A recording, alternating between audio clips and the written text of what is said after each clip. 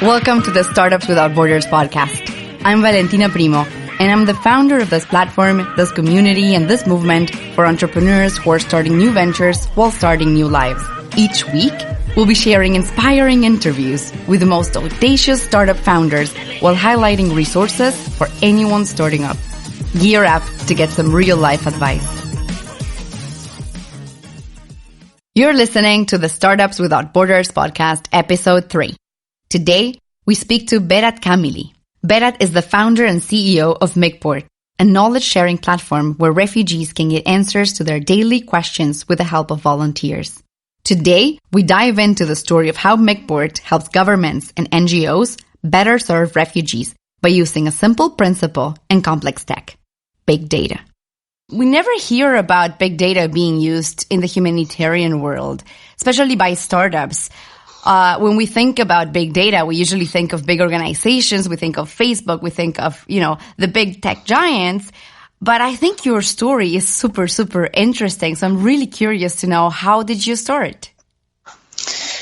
Thank you so much for having me today here in your podcast. I'm in Ankara right now in my podcast room, where I have the fantastic view of Ankara and the technological zone of Ankara, including some of the biggest companies here. And I'm here as a startup and trying to do big data and using some big data analytics to tackle social problems. How it's all started is that I was born in Macedonia, and I also been raised there. Yeah. So when I remember my time in Macedonia, I still remember a war in Macedonia and its impacts on me as a kid, impacts on me and my family. So then afterwards, I decided to come to Turkey to study in a good university and also have a better education. So when I come here, so I met with fantastic people in my university talking about big data, but my reaction was, what is big data? So I was 18 years old. And I didn't know what's big data, but it gave me an impression about, this is a topic that really gets my attention, and I wanted to know more about it. Right. And at 18 years old, when I come here, so there was no online appointment system for foreigners in Turkey. Mm-hmm.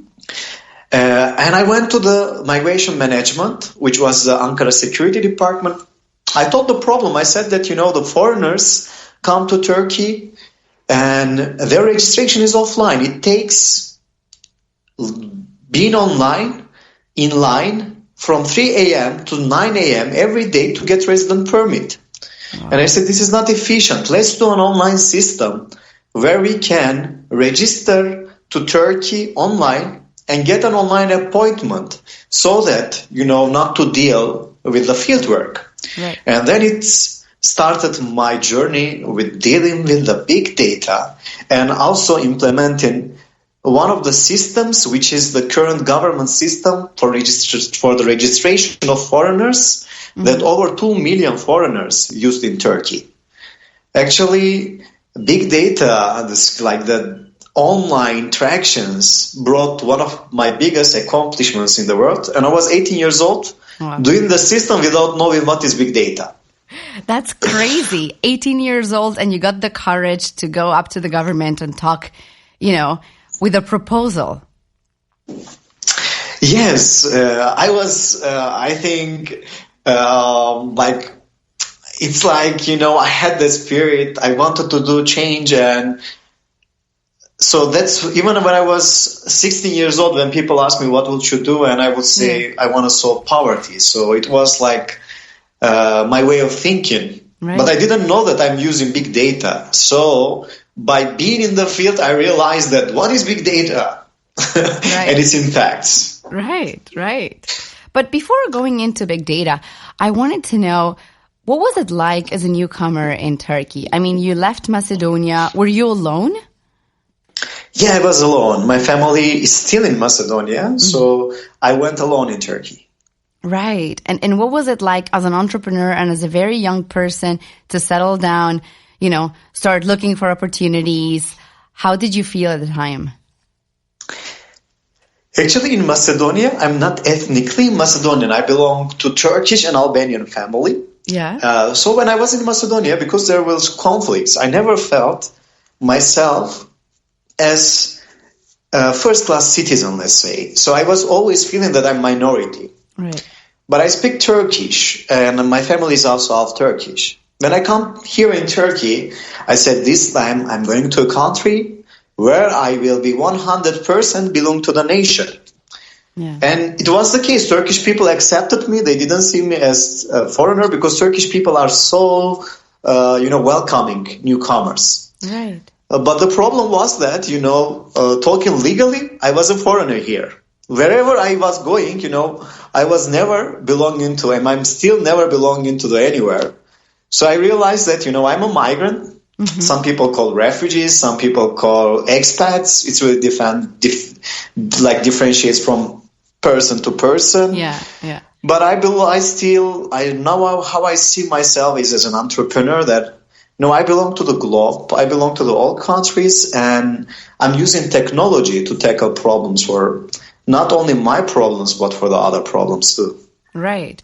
And your startup now is serving migrants, right? So solving the needs and the problems of thousands of refugees and migrants. Would you say your experience inspired you? Yes, that was the case. I did the first online system in Turkey because it came from my own story, being a migrant and realizing the problems of migrants, other migrants. Right.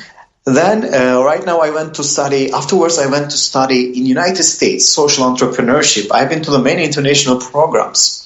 I had skills, but I realized that not all the migrants have the skills because it's about luck. I was luckier than the others. So I saw the potentials, I saw the opportunities and went after them. And I wanted to bring a system where all migrants can access opportunities easily. And I realized that, we all have phones, no matter income or no matter location. Mm-hmm. I said, why don't I approach people this time using technology, using digital technology to give them some opportunities. And this was my motivation to get into this field about solving migrants' problems with big data. Right. So how is big data helping them? Actually, first of all, let's talk about the big data. Yeah. So today I asked to my friends in my office who are very tech people, I asked, what's your opinions about big data? Yeah. And the answers were that, vast of information. The other friend said, it's estimations based on data. Mm-hmm. And the other friend said it's blurry information. Yeah. So we were talking about the big data, but I realized that, people right now, approximately everyone has heard AI, artificial intelligence, machine learning, big data, but we don't know really what's the meaning behind that. Yeah. And I also wrote afterwards on Wikipedia about what is big data. Yeah. And it was written that big data is a term used to refer to data sets that are too large or complex for traditional data processing application softwares to adequately deal with. Okay. And I said, I'm dealing with big data, but I'm, still I cannot understand the definition. Right. And so we also talked with some big data people, and I said, enough. Big data is like big data definition. Yeah. It's complex, and you have to tell the definition in one sentence, and you cannot do that. When you cannot deal with data, it's called big data. Okay. And how we define is that I will give an example. Yeah. It's like, imagine that you have a small library, and every day you got 10 books, and you can store them easily. Mm-hmm. But we have some good news for the next day that you received 1 million different books from different authors and different topics, even subtopics. Yeah. And now you have a challenge to store them in one day and only having one person. Yeah. the bad news is not only one day and one person, but it's about the capacity of library. It's not enough. Right. Big data is like storing books in a small library where you have variety of books, velocity about, different topics, and the volume is so big. Yeah. That is called big data. Yeah. It means that you have very short amount of time to deal with information and to store them according to classifications. And this is my new way of explaining big data. I see. Because how I see is when you cannot deal with data, you call it big data. Yeah. That's a really interesting definition. But now, so how did you get into this? It's a very complex world. It's a huge industry, right? So today, for example, big data is a $42 billion industry, but the estimates are huge, even greater. So how did you get into this? Actually, it's expected to be $100 billion in 10 years or 5 years, if I'm not wrong, the market. Wow. And it's right now, I think it was 2017 data, and now, people know about big data more. Yeah. It can be like bubble, or it cannot be. We don't know it yet. Mm-hmm. But we know that there are lots of information that we can have some value out of them. Right. And that's why all the companies right now started to deal with big data. Right. I have a professor in my university who was a big data professor, and he was also a foreigner from Germany. Mm-hmm. He explained me about big data. He gave me the awareness. And then I realized that, big data is used for the strategies of the companies, for the customers, for the behaviors. And I said, there is lots of usage of big data. Mm-hmm. I asked, why don't we use big data for good? Why don't we use this in humanitarian field? Right. And then I Googled. I asked about, refugee statistics, and it wasn't even in top 10. And I realized that there is a problem of assuring data about the refugee funds, which get me in to the big data field of migration. Right. Which is a huge world, I can imagine, right? I mean, today, I think 3% of the population are migrants, right? So that's a huge number. That means millions of people are on the move. Yeah, it's actually, and also it's something that, about the impacts. Like the countries are so concerned about immigrants because they don't know what impacts they are bringing. Yeah. So, but we can understand easily with big data, and we can help better migrants with big data. So, like having the importance of the migrants population. But there are also some ways how we can more understand immigrants, refugees, migrants, expats, productivity, about the job skills, everything. So, like as you said, it's going very big, and also the technology behind also is very much developing. So what our way is, we are using some technological ways for the humanitarian projects. Right. So basically, you have conversations with the refugees and gather the data, right? Is that how it works? Not conversations, because we don't do anything related to field. Mm-hmm. So we do everything online. How the refugees, so we had the website qzenobia.com, but right now it's Migport.com. And there we were posting some questions. We were posting some articles, and the refugees and the people who like to welcome refugees were reading our posts, commenting there, giving us hashtags. And from their anonymous interactions, we were capable of understanding behavior of migrants, the mobility of migrants, and the impacts of migrants. Right. So this is how it was working. Right now it's an application, and refugees share knowledge with each other anonymously, just with a nickname. They get to our portal, register with a nickname, We secure their personal information because there is no personal information. It's only a nickname. Right. And they can write about topics and they can tell their problems. And they can ask questions.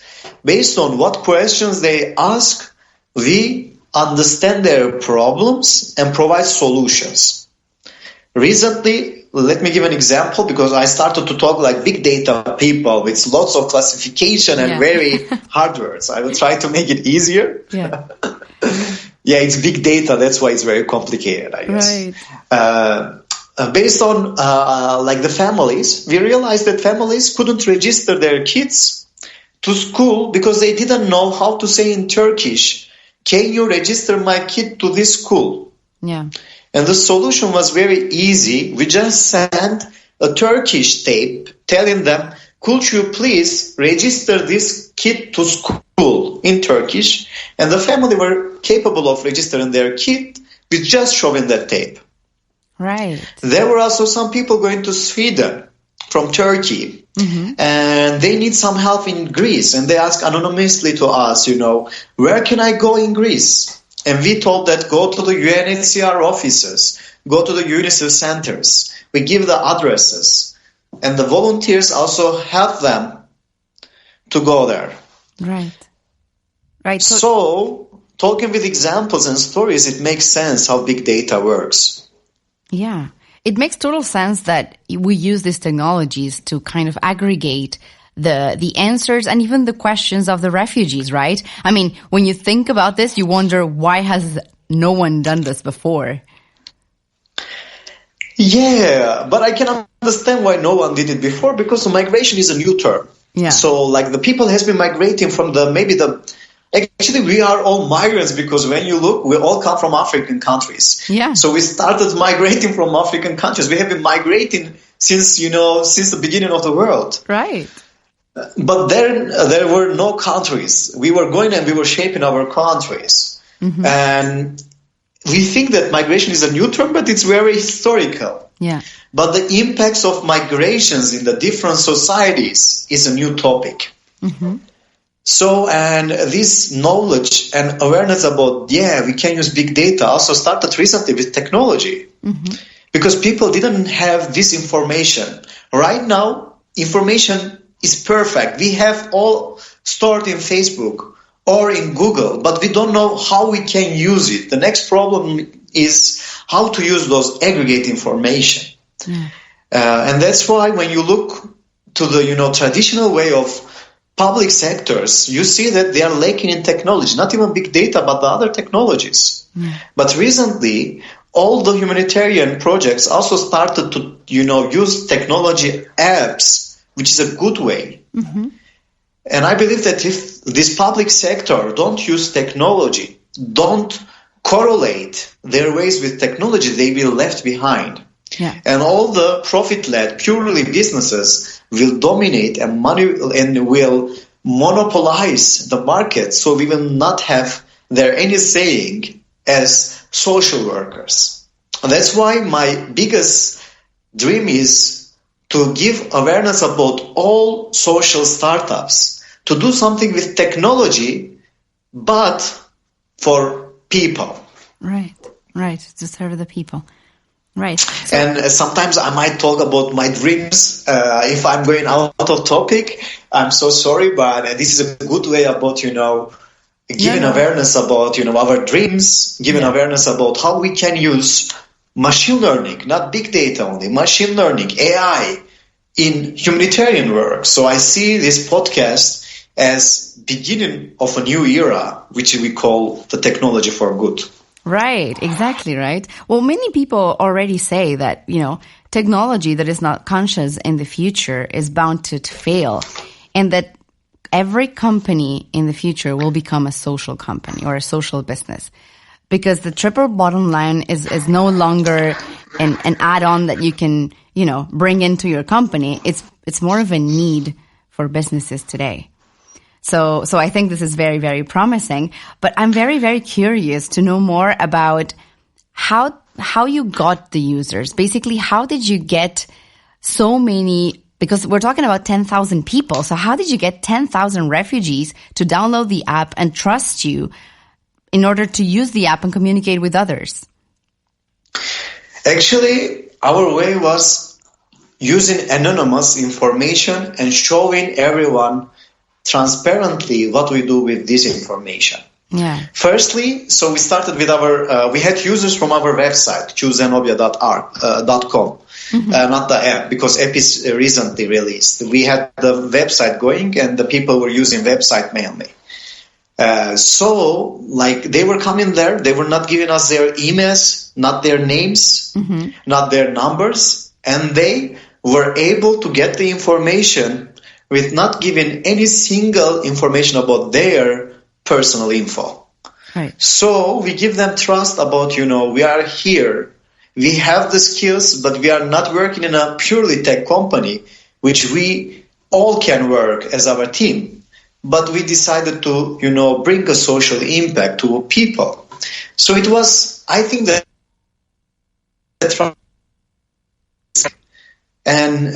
was our concern from the beginning. So we wanted to give trust to people, and we wanted to be as transparent as possible to show what we will do with this aggregate information and what we did previously with online registration system, with the impact we found, with the recruitment plans we give to the other companies. So we show them all transparently. And it was all organic. I didn't do digital marketing then. Right. Everyone heard about us. It was, like, I believe in karma, because when you do something good, it comes back to you. And I was so surprised that, I wasn't expecting that many people. Yeah. And then I realized that so many people are reading us. So many people are also asking us questions, and they're seeking some hope. I realized it. And it also led me to work for this business without having a wage, I have been working for 2 years. I started from being a student. And when I saw that some people are using our technology, I didn't care about, my own wage. I decided to work about, bringing a positive impact to people. Right. And it also showed us, right now we are becoming very popular. Also in the refugee field, we also started to have awareness, but we owe everything to trust of immigrants and refugees. Right. Well, I guess when you're adding value, the user base grows. Yeah. And also we are also migrants. So it's very important to have migrants in your team when you do something. Or if you're doing something about, let's say poverty. If no one experienced before poverty, your solutions will be only your perceptions about poverty, not the real problems. So we as migrants, we have gone through our problems. And the solution come from us. So that was the second importance. And maybe most important, let's say, accomplishment and sacrifice we give. Right. Now, if we talk about the business model, once you aggregate that data, what do you do with it? How do you serve organizations or governments with the data? Actually, firstly, we understand the problems refugees are facing. Yeah. And then we meet with the governmental organizations, banks, NGOs, and they say to us, for instance, we want to understand the financial situation of refugees in United Kingdom, as an example. And we give them, so when it's up to them to find statistics, it's really hard because they cannot find easily statistics. Yeah. What we provide is, as a report, we provide them statistics reflecting refugees in United Kingdom, not only from our sample, but the existing data sets of UNHCR, IOM, non-governmental organizations, data sets, and we are giving this as a report. Right. It's our business model to give them reports about what's happening in their own industry in terms of refugees. So if they want to get, if they ask us a very specific information that we use our application, So we charge also organizations if they conduct surveys, online surveys, to pay to refugees for having a survey and understanding their problems. Right. That's very, very interesting. Now, And also we have some contracts, so we were very careful. So when an organization asks us some information, we have an agreement about where this information will be used and for what purposes. Right. And we sign an agreement that, this data set will be used upon a project for this recruitment program. And if they want to use information for the second project, by law, they have to ask our permission. Right. So that's how we don't let them misuse the information we give. Right, because there are many issues, right, related to privacy, the protection of data. Should we, when we think about big data, should we be worried about it? Should they be worried about it? Actually, Jack Ma, the Alibaba co-founder, he said computers will be always smarter than us, but we can beat computers with soft skills. Right. And which I really liked a lot because, and he also said that, he doesn't like the arguments about, big data, AI will be threats to human beings. He likes more arguments that how we can use for our advantage. So this is actually my understanding of the technology, robotics, big data, artificial intelligence, and machine learning. But I think that people should worry about their own privacy. When we look to the big data, it's very transparent.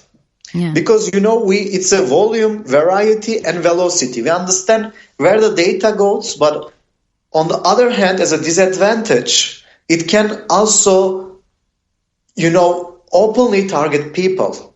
So if we let them use our personal information without being encrypted, it can be disadvantage for us. Or organizations also are not paying for using our big data right now. Like we as organization, when there is online survey, we pay refugees in order to fill the questionnaire. But this is not done by the all organizations. So that's why there are so many disadvantages. And there is also transparency and on the other hand, security. But it's all up to us to let organizations receive our information. For instance, we know that they are tracking us based on what we like. And it's all up to us not to like anything on Instagram, Facebook, Google, and just, use it, let's say, anonymously. So I think the more dangerous part is people not to know about what's happening over there. That's more dangerous rather than big data. If people know more about this, what's the circumstances, how they can, there was recently a topic that, Google can follow us when we walk. But it's all up to us to give that information to Google. We can turn off our GPS and no one can track us. Right. I think this is more important rather than, the robots will be threats to human beings. Right. So that's why I see this podcast as a good example for the other people to understand a little bit what's going on over there. And me, right now I'm dealing with big data and people usually are being shocked that when I talk about bad sides of the big data, because I say, yes, you have to be very careful about this. And they say, you do big data. And I explain that I do, but I do it anonymously with nickname because I know this problem. And I think this is what we as users from all platforms should ask as a return. And GDPR, General Data Protection Regulation, also started doing it. And I think that it's going to improve in the future. Right. Because we find ourselves, recipients of ads we never gave permission to. We find ourselves, our data being shared by companies in order to target us, right? And this is scary for many people. But I think you're showing the brighter side of big data and how it can actually help understand better. And no one has, and by the way, no one has right to share our personal information without our permission. It's not about the big data, but it's about, being ethical. Yeah. And also many organizations claim that they don't share personal information. Yeah. But what we should do, like in our organization, we thought about this problem and we said, right now we are not sharing. What if in the future someone else share when we are not in this organization? Then we realized that if we have a nickname system, we would never hurt people because we have only their nicknames, nothing else. Right. If we don't track their IPs, we cannot track them. And from the beginning, we decided as a rule to delete their IPs and also to let them register with a nickname as innovation. I think many organizations could use this for their organizations too. And we as Migport, we want to be an example of using transparently big data tools. Right. This is something that we are very proud of. Yeah, of course. I'm very curious to know an example of what kind of questions are refugees asking and how do those questions serve the organizations? Actually, they are asking about usually how they can solve their daily problems for the education, for financial means. So also, they also share their own story. Okay. And sometimes they even share when they see violence in their homes, about what number should they call. Yeah. They share with us that, when they cannot pay their bills or when they cannot read any Turkish law, they ask us these questions. So it has been like from the question that they ask, we realize that the problems that they face is not the problems of what big organizations think refugees' problems are. Right. And we use this, when people ask questions, usually you can understand better rather than direct questions. Oh, really? That's very interesting. Yeah, it's like recently one of our friends said that, it's also written in a book. If you ask a question, direct question to a person, the person usually answer with the person that person likes to be. Never, and also, sometimes people don't want to share their personal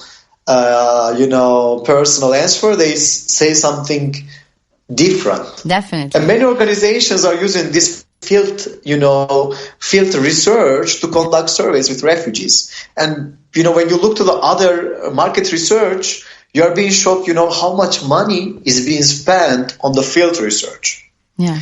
But on the other hand, we have Google search. And usually you can understand a person better from Google search rather than asking a direct question. Yeah, definitely. So given this, we said that, if people ask us anonymous questions, we will be able to better understand what kind of problems they are facing in order to provide some solutions. So it went like that. Of course, it didn't become in the first day. It went after 2 years of, pivot in our big data tools. And in the end, we realized that not we to ask questions to immigrants, but let them ask questions to organizations. Yeah. And I think the interesting part about this is that you're turning things around. So as opposed to, the typical humanitarian approach that usually goes to the beneficiaries, even the term beneficiary implies a very passive role. But instead, you're letting them ask the questions. You're letting them take a more active role in the whole process, right? Yeah, definitely. Like giving feedback to organizations. In other words, it means that the refugees are being organizers of their own refugee funds. Right. Because they are giving their voice about, what they see, what kind of problems they are facing. If you ask refugees what kind of problems they face, they would say, most probably financial, which is very human nature. But they have some other problems like lack of language due to they are maybe all elderly people. And if you can understand that what kind of questions they ask, you don't have to ask a question in return, but you can listen to them. So we want to listen to refugees. Yeah, that's very impactful itself. Now, was it very hard to create a big data startup? Because you hear the word, it's such a huge term. It has so many implications. How difficult was it? Actually, like setting up a technology firm right now just requires a single computer. Oh, really? So they're like when you see maybe 30 years ago, starting a technology startup required like more than $1 million US capital. Yeah. Right now, your only capital is your computer. Interesting. And it's your knowledge, in other words. So everyone has computer, but everyone cannot do big data. Everyone cannot do artificial intelligence. Everyone cannot do Android development. But when you have knowledge about that, when you educate yourself, when you learn the trends, so everyone can start a big data startup. I don't think that is very complicated. And I didn't have a PhD on big data, but I'm right now one of the organizations using big data for humanitarian cause. Right. And how I learned it, I was lucky that I had a big data professor. His name is Gerard William Weber. He was personally teaching me about, trends, about usage of big data, what type of programs we should use, how ethical we should be. So I was lucky to have a professor. And I also educated myself a lot about this big data. Yeah. So I started reading books. I participated in the biggest big data conferences of the world, which is called iForce and Euro. And you see there all the MIT professors, all the European professors, all the Asian professors, African professors. They're all coming together there. And this year I was one of them. So it was really motivating for me. And I was there one of the few people coming from field. And I said, we are chatting here about how we can solve the problems, but this is a practice.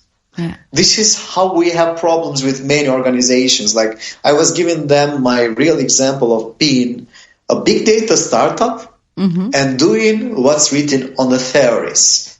I was a practice person this time. Right. Well, they say big data or data is the new oil, right? So I guess it's very promising for lots of entrepreneurs to take a look into this. Do you have advice for them? My advice is that, when you do your business, start with your heart. Listen to your heart. Because if you do entrepreneurship for earning more money, it's not always the case because it requires lots of efforts, lots of sleepless nights, lots of energy and lots of education. But when you do something with your heart, it gives you success, it gives you motivation not to sleep and work, and it gives you also passion about solving some problems. My first suggestion is that when you approach the problem, in addition to being rational, but also listen your heart. Second thing is that follow the trends, not only big data, but the other trends in the technology. Doesn't matter if you didn't study big data. Doesn't matter if you study something very unrelated to big data or artificial intelligence. Read more about it. Listen to the podcast. Listen to the YouTube videos. Start reading some books and have awareness about what the technology looks like. Right. My two biggest suggestions are that do everything with your heart. And not only with your heart, use your brain.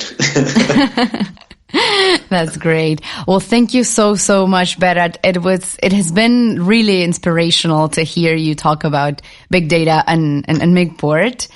It's been really, really a pleasure. So thank you again. And thank you again, Valentina. It was really nice participating here, talking about big data and showing many people that we can solve lots of problems with using secure big data platforms. I hope that, it doesn't matter whether my organization does that or the other immigrants, but after this podcast, I believe that there will be many people who will be willing to do something for good for people. Hopefully. Well, thank you so much, Berat. I'll speak to you soon. Have a nice day, and big data for good. Migport. Thank you. You like what you hear? You should definitely follow us on your favorite platform. So next time you're on Instagram or Facebook, type Startups Without Borders and check out all the videos, the stories, and the resources for you to become a legend.